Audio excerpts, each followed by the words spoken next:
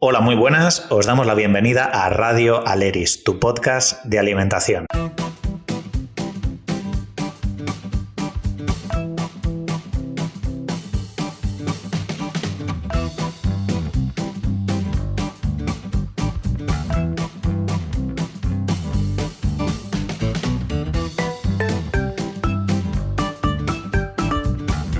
En Aleris somos profesionales con formaciones muy variadas, con una vocación especial por el mundo de la alimentación, la salud, la cocina y la divulgación. Y en nuestro equipo contamos con especialidades de casi todo lo que está inventado o por inventar, y tenemos en común que nos define la curiosidad por la nutrición y las ganas de compartir lo que hacemos, lo que estáis escuchando ahora mismo.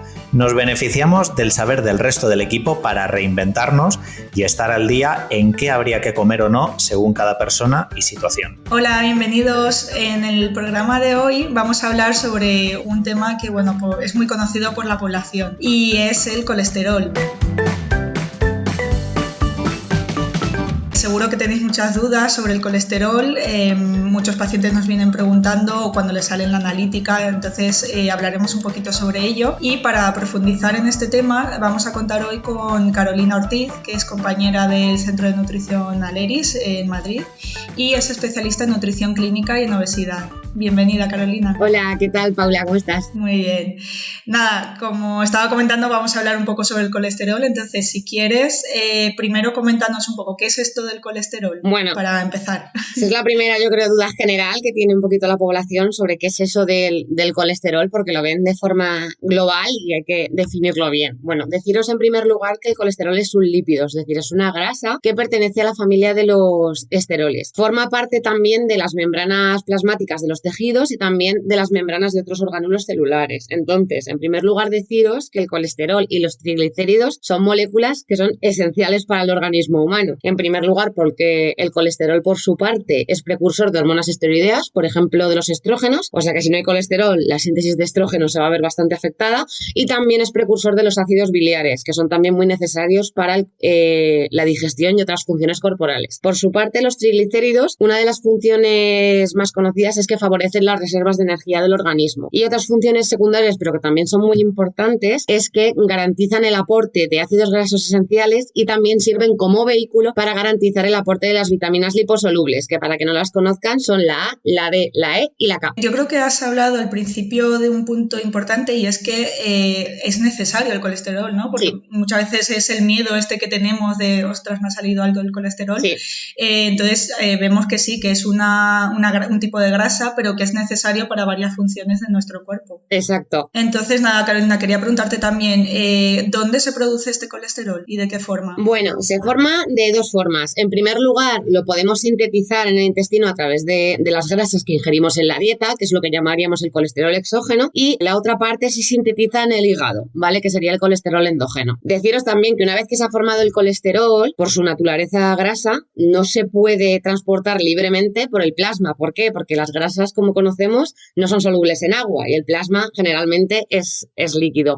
Entonces, va a necesitar transportarse. ¿Cómo lo vamos a hacer? A través de unas moléculas complejas que se llaman lipoproteínas, que se van a encargar de ayudar a ese transporte hacia los lugares de consumo y almacenamiento. Muy bien, has hablado de lipoproteínas. Esto es lo que vemos en la analítica, que nos sale el típico LDL, HDL, que muchas veces no sabemos muy bien qué es. Si quieres explicarnos un poquito sobre cada una de ellas. Eso es, exacto. Si vosotros oís la palabra de lipoproteína os puede sonar un poco raro, pero es verdad que si yo os menciono a las famosas HDL y LDL ya decís, anda, pues estos son las lipoproteínas. Esos son los parámetros que generalmente solemos ver en sangre. En primer lugar tenemos las LDL, que son las lipoproteínas de baja densidad, que lo que se encargan es de distribuir el colesterol a todos los tejidos periféricos para las funciones que necesite realizar el cuerpo. Y también lo que se encarga es de devolver ese exceso de colesterol al hígado otra vez, pues para su reciclaje, para resíntesis, etc. Esta lipoproteína se la suele conocer comúnmente como el colesterol malo, pero no es porque sea colesterol malo, realmente se le da ese nombre porque está relacionada con problemas cardiovasculares, porque tiene una capacidad aterogénica muy elevada y tener mayor capacidad aterogénica al final se traduce en mayor riesgo cardiovascular. Luego tenemos las HDL, que son las lipoproteínas de alta densidad, que son las que se van a encargar de vehiculizar el colesterol desde los tejidos periféricos hasta el hígado, ¿vale? Habéis visto que las LDL llevan de hígado a tejidos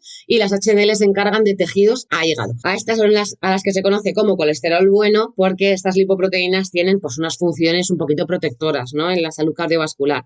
Tienen capacidad antiinflamatoria, evitan la oxidación de las LDL, etc. Y luego, por último, tenemos las VLDL, que estas ya no son tan conocidas por la población porque casi no aparecen en las analíticas, salvo que se pida expresamente, que son las lipoproteínas de muy baja densidad que se encargan de transportar los triglicéridos a los tejidos. Por tanto, también serían unas lipoproteínas que también se asocian a riesgo cardiovascular. Claro, esto que decías del colesterol bueno, colesterol malo, yo creo que es algo que, bueno, muchos pacientes vienen preguntando directamente de, ostras, me ha salido este colesterol alto, ¿cuál es, no? ¿Es el bueno o el malo? Eso es. También decir, para quien nos esté escuchando, que son coloquialmente llamados así, pero realmente no es que el LDL sea malo o siempre sea malo, ni que el HDL siempre sea bueno. O sea, también depende mucho de las proporciones que veremos más adelante y de algunos ratios que nos pueden indicar que realmente tengamos un mayor o menor nivel de riesgo cardiovascular, ¿no? Eso es. Pero es más mirar el global de la analítica y sobre todo siempre tener en cuenta el resto de hábitos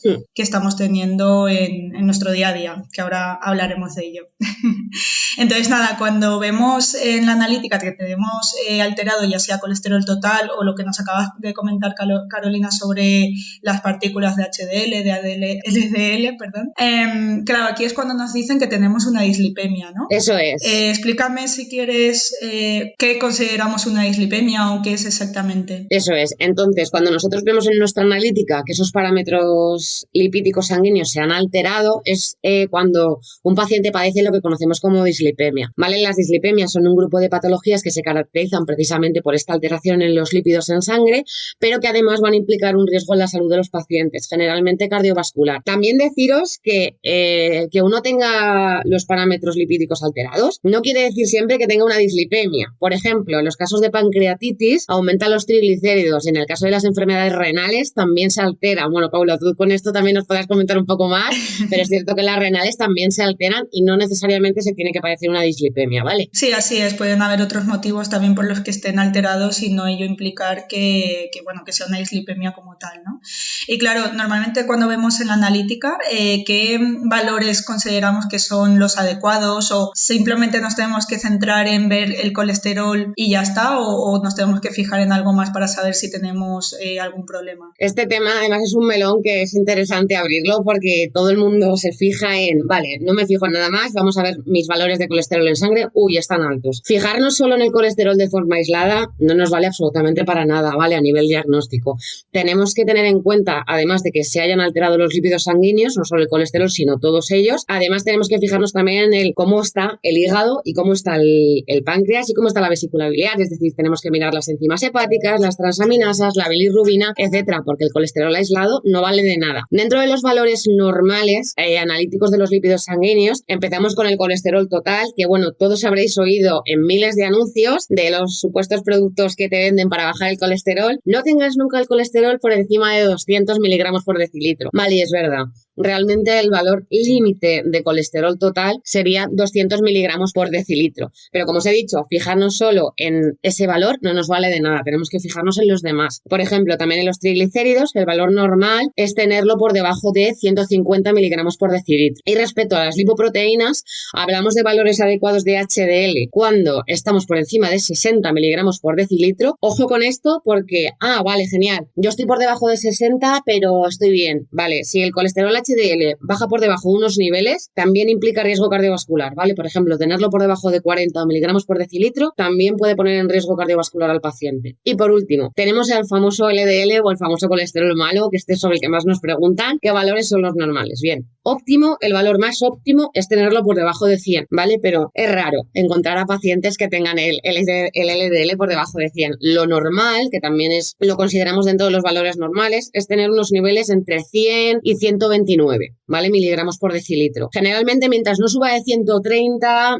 no tenemos que empezar a mosquearnos. Ya si sube por encima de 130 y sobre todo por encima de 160, ya ahí tenemos que empezar a ver qué está pasando, si hay daño hepático, si es que el paciente está consumiendo demasiadas grasas de poca calidad, etcétera. Entonces, como os digo, tener siempre todos los valores totales de lípidos, no fijarnos solo en uno. Sí, además, Carolina, los valores han ido cambiando, ¿no?, a lo largo de los años, porque antes a lo mejor tenerlo en 200 no se consideraba que era alto, ahora ya es cuando sí que se puede considerar que ya lo empezamos a tener muy alto, hablando sobre todo del colesterol total. Y veo que cada año es como que se va reduciendo más, igual antes el colesterol no se le daba tanta, bueno, sí que se le daba importancia, pero quiere decir que no sé si esto piensas que tiene algo que ver los anuncios que comentabas antes de ciertos alimentos o de ciertos productos que se ha intentado por parte de la industria dar como halo de miedo, ¿no?, al colesterol. Sí. ¿Crees que esto es más opinión, pero crees que tiene algo que ver? Sí, opinión personal también. Yo creo que tiene una parte científica de decir, bueno, mira, pues es verdad que la gente tiene valores muy elevados de lípidos en sangre y que están ampliamente relacionados con patología cardiovascular y con patología metabólica, pero también pienso personalmente que esto tiene que ver con que cada vez sacan más productos de baja el colesterol con esto, baja el colesterol con esto otro, vamos a bajar más los límites para que la gente se asuste más y los compre más. Que también os hago un pequeño spoiler, mejoran el colesterol mínimamente y se lo mejoran, ¿vale? O sea, sin cambiar hábitos alimenticios y hábitos de vida, poquito se puede hacer, ¿vale?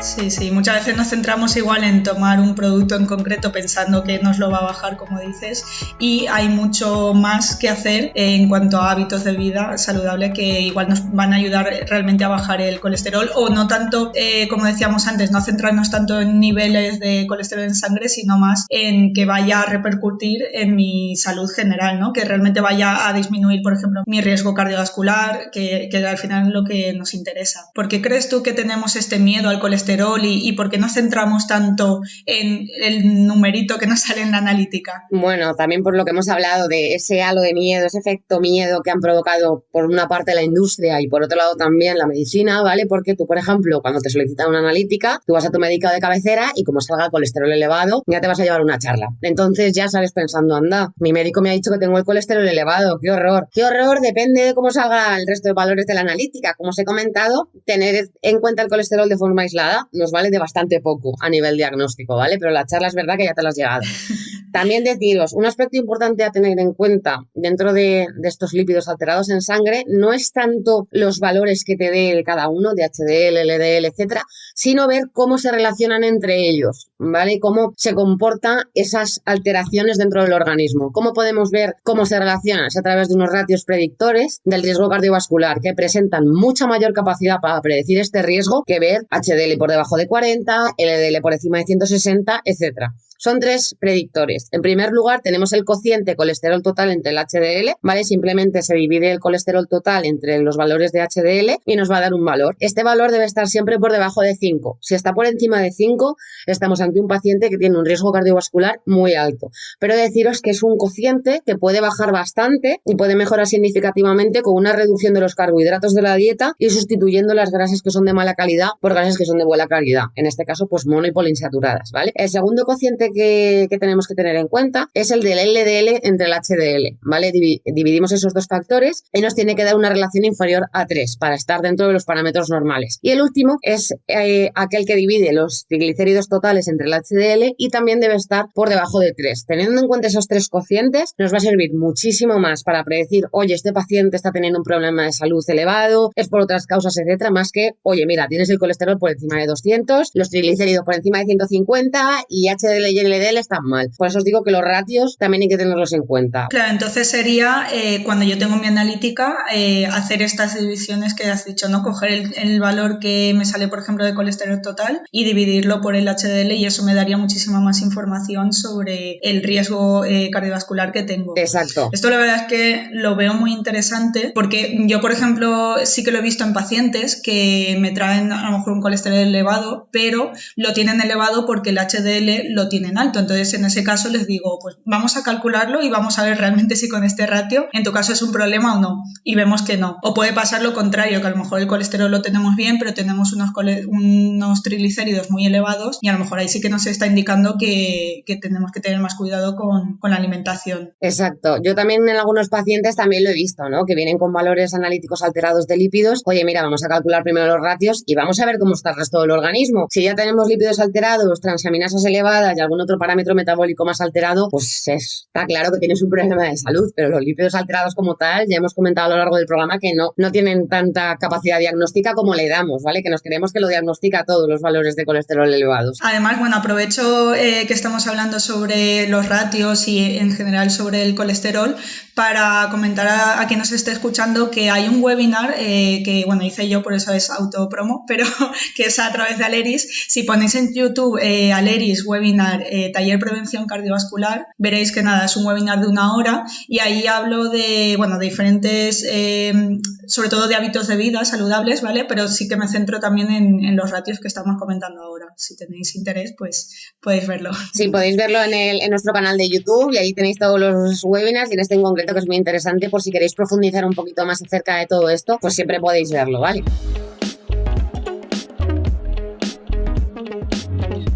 Y bueno, hablando del colesterol, a mí me viene a la cabeza es que, claro, como decíamos antes, es algo que se le tiene mucho miedo y de lo que se habla mucho. Sí. Hay muchos mitos también, ¿no? Alrededor del colesterol y sobre los alimentos que pueden aumentar o disminuir el colesterol. Sí. Y lo primero que me viene a la cabeza, o lo primero que seguro que también te ha pasado a ti en consulta, es que vengan los pacientes preguntando por el huevo o que le tengan miedo al huevo porque, claro, si se come mucho huevo, se piensa que van a elevar los niveles de colesterol o que no es algo saludable. Entonces, ¿realmente el huevo nos va a aumentar el colesterol? ¿Es peligroso? Es justo lo que tú dices, Paula. Tengo un montón de pacientes que lo primero que te vienen y te preguntan, oye, ¿con el huevo qué pasa? Y pienso, con el huevo no pasa nada. Se ha demonizado muchísimo a los huevos durante muchísimos años, estos últimos, yo creo que muchísimo más, por el contenido de colesterol que tienen. Como hemos comentado a lo largo del programa, necesitamos un aporte diario de colesterol. Las recomendaciones están en torno a menos de 300 miligramos al día, pero hay que llegar a esos mínimos, ¿vale? Para el tema de funciones corporales que realizan. Entonces, se ha visto además que si tú ingieres colesterol a través de los huevos, los lípidos sanguíneos se quedan como están. Dependen mucho más de la síntesis, como os he dicho, endógena por parte del hígado y la parte exógena por parte de lo que consumamos, que son no es colesterol, sino son otros componentes. Lo que sí que vemos que se relaciona, como os he dicho, en estos valores elevados de lípidos mediante síntesis exógena es consumir grasas que no sean saludables, especialmente las saturadas, presentes en ultraprocesado y etcétera, la ingesta de azúcares, especialmente los azúcares simples, la ingesta de alcohol, que también influye muchísimo, y la inactividad física y los estilos de vida sedentarios. Eso influye muchísimo más en el colesterol sanguíneo que el huevo. Entonces nos preocupamos por el huevo, pero no nos preocupamos por el resto de cosas. Sí, muchas veces pasa eso, ¿no? Que nos centramos más en lo que realmente no influye tanto. Por ejemplo, en este caso el huevo, y es que yo he tenido algún paciente que a lo mejor por no comer un huevo a media mañana, por ejemplo, o hacerse una tortilla, un bocadillo con tortilla, por tenerle miedo al huevo, lo cambian por algún fiambre. Exacto. Y es como, no, si eso es peor, porque ahí sí que estamos hablando de que es una carne ultraprocesada, que sí que tiene el tipo de grasas, ¿no? Son peores, sobre todo si va a ser algo que vamos a tomar de forma diaria. Entonces, también centrarnos y bueno, como dices, el huevo no tiene ningún problema, además tiene proteínas de muy buena calidad y lo podemos incluir sin ningún tipo de problema. Uh-huh. Bueno, has hablado un poco de varios puntos que son mucho más recomendables tener en cuenta antes que a lo mejor en este caso hablábamos del huevo. Entonces, decías que la actividad física, por ejemplo, es muy, muy interesante. ¿En qué influye, por ejemplo, la actividad física o cómo nos puede mejorar? Se ha visto, para empezar, que estilos de vida sedentarios y no moverse, ¿vale?, altera muchísimo los parámetros de colesterol, además de otras cosas como tema de resistencia a la insulina, aumento de peso, etcétera. Entonces, realizar un poquito de actividad física, que no estamos hablando de coger ahora, irnos al gimnasio y hacernos 1000 sesiones, ¿vale? Simplemente con movernos un poco y seguir unos hábitos de vida activos, ¿vale? Se ha demostrado que aumentan los valores de colesterol HDL y disminuyen los valores de LDL y de triglicéridos totales, además de, como os he comentado, las mejoras metabólicas aparte, ¿vale? Tema de resistencia a la insulina, tema mantenimiento y pérdida de peso, mejoran los parámetros de tensión arterial, etcétera. Muy bien. Por decir alguno de los otros mitos que escuchamos en consulta, a mí me pasa mucho que, y hablando también de lo que decía de centrarnos más en lo que realmente es importante, me pasa, por ejemplo, con el tema de la fruta, que algunos pacientes pues dicen, no, es que no como un plátano porque tiene azúcar, y sin embargo lo están cambiando por una galleta, porque bueno, la galleta es algo que algunas personas lo tienen como es saludable, ¿no? Entonces, también, aunque en este caso hablábamos del colesterol, pero nada, decir eso, que no, o sea, importa más de qué está hecho este azúcar, entre comillas, que la fruta es muchísimo más que azúcar, que realmente tiene muchísimas vitaminas, minerales, tiene fibra que también hace que se absorba menos a la vez ese azúcar que tiene. Exacto. Entonces, ¿tú has escuchado algún otro mito alrededor del colesterol o algo que nos quieras comentar que te haya resultado llamativo? Bueno, a mí me ha pasado también sobre todo con los frutos secos, mucho con los frutos secos. Sí. Con las nueces, decir, pues mira, tómate a media mañana un puñadito de frutos secos naturales o tostados sin sal. No, hombre, pero ¿cómo me voy a tomar eso? Si eso engorda un montón y me va a poner peor de colesterol. Digamos, a ver, no tiene nada que ver. Digo, además estás quitando los frutos secos porque les tienes miedo y me estoy comiendo una palmera, por ejemplo. No es que tengo una máquina de vending en el trabajo o donde sea y no, me he sacado una barrita o un sándwich de estos preparados y seguro que es mucho mejor. No, no es mucho mejor. Exacto.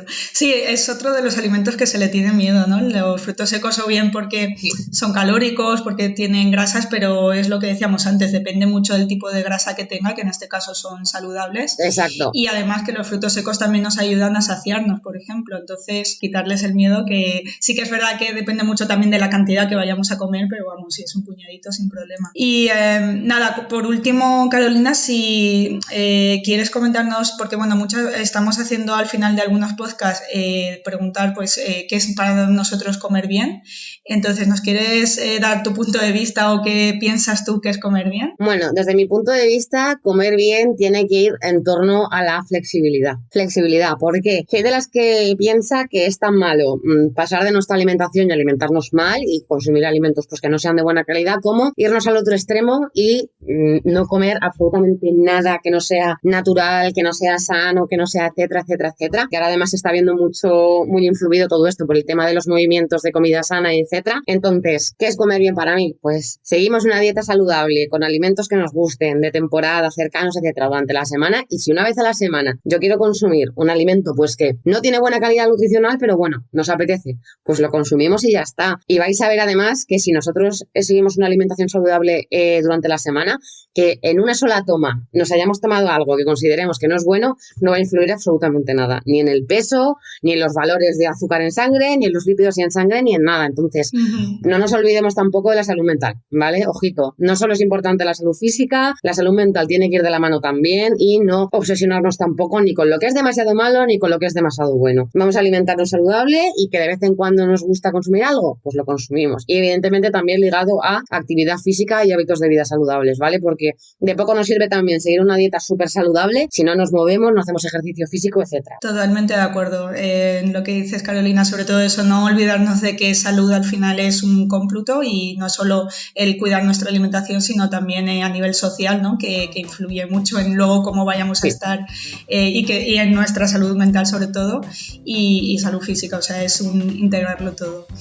Pues nada, muchísimas gracias, Carolina, por tus aportaciones.